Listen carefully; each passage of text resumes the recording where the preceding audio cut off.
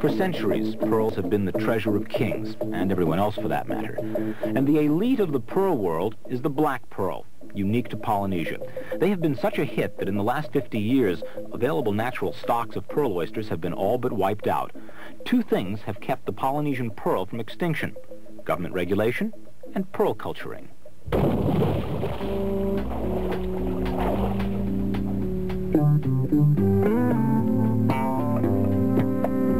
Unlike gold and precious gems, which are mined, pearls grow in oysters, a particular breed of oyster.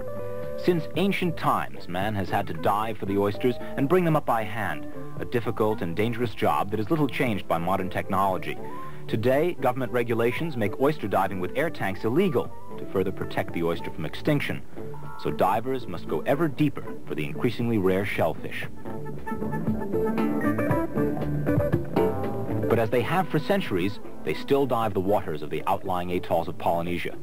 And then, technology takes over. The oysters can live out of water for just 2 hours. Pearl farmer Coco Chaz buys the oysters alive from divers on other islands and rushes them by air to his farm on the island of Manihi, some 350 miles north of Tahiti. The government had done some testing to see if pearls could be cultured here, so when I heard about it, I decided to set myself up on this island because I was tired of living in big cities and wanted to work out of doors.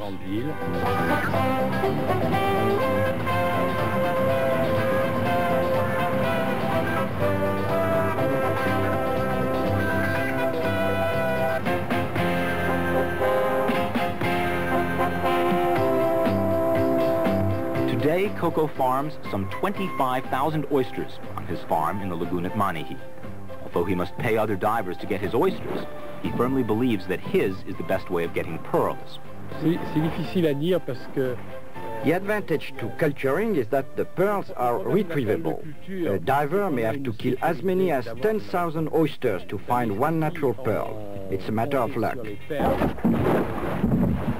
By farming, we increase our return from 1 in 10,000 to 1 in 5.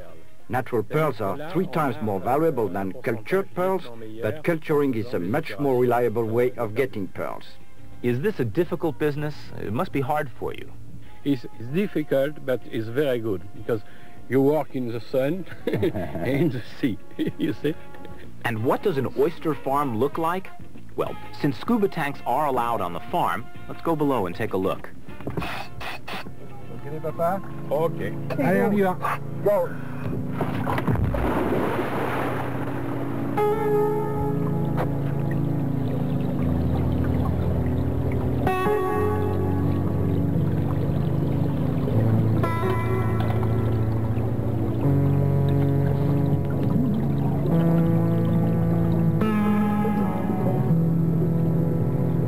The oysters are arranged on huge underwater tripods, which support great lengths of heavy mesh chicken wire. The oysters have small holes drilled in them and are attached by a wire clip to the mesh. All this apparatus is to give the oysters the best possible environment, both for nourishment and protection. The Japanese hang their oysters on racks and float them on rafts, which wouldn't work here because of our storms. Underwater like this, they are out of danger and get the best possible exposure to plankton, their food. In June, we gather all the new oysters and take them to our lab in town, where our Japanese technician operates on them.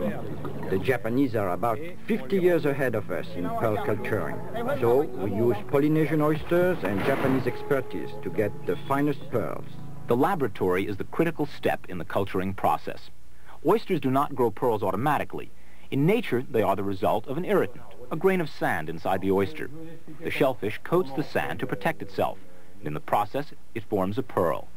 At the lab, the oyster is pried open, and what looks like a small white pearl is placed inside. What is this made of? Qu'est-ce que c'est?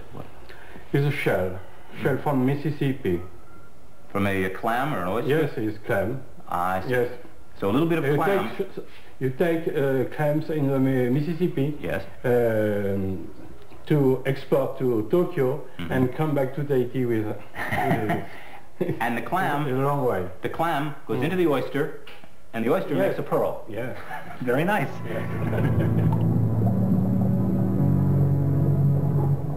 After the operation, the oysters are returned to their watery location to feed, grow, and build up layers of pearl around the little bits of clamshell now inside. The oysters are handled some 40 times between capture and final harvest. They undergo numerous relocations, an operation, X-rays to check the development of the pearls, a fairly complex process, which is a far cry from the old method of free diving for oysters and trusting to luck for pearls. The main reason to dive for oysters used to be the shells and not the pearls. The shells were used to make buttons and other jewelry. If a diver happened to find a pearl, it was cream on the cake. If a diver found a natural pearl, did that have a big effect on his life? Yes. Yes, because if he had found a truly beautiful pearl, it was equivalent to a month's work. He stopped working immediately so he could spend his money as quickly as possible in town. But you find thousands of pearls every year, so why don't you stop working? Because I have a more European mentality than Tahitian, so I keep working. If I were really Tahitian, I'd have stopped working long ago.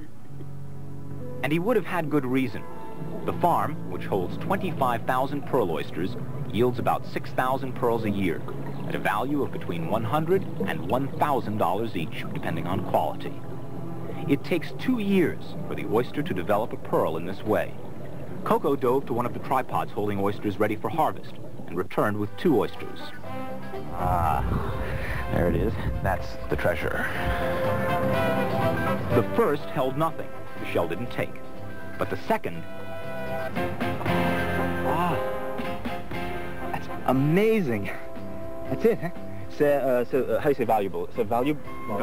C'est valable? C'est très valable? Yeah. Pour moi? No, Pour not moi? for you. No, for me. What?